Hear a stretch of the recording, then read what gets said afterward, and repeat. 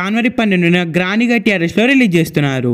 ఇక ఈ సినిమాలో మహేష్ బాబు మాస్ రోల్లో నటిస్తున్నాడు. మహేష్ బాబుకి థియేటర్లో పూనకాలు వస్తాయనే చెప్పాలి. డైరెక్టర్ త్రివిక్రమ్ గారు అలా వైకుంఠపురం బ్లాక్ బస్టర్ తర్వాత చాలా రోజులు గ్యాప్ తీసుకొని ఈ మూవీ స్టోరీని రాశారు. ఈ మూవీ స్టోరీ మహేష్ బాబు గారికి చెప్పగానే ఓకే చెప్పారట.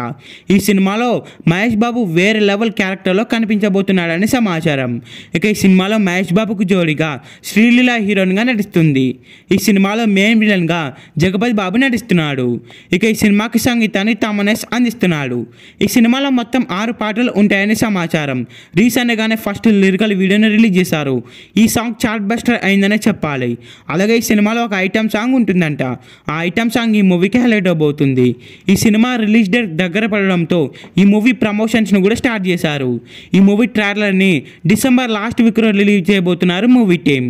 ఇక తమన్ కూడా ఈ సినిమాకి బీజిఎంని వేరే లెవెల్లో డిజైన్ చేస్తున్నాడని సమాచారం.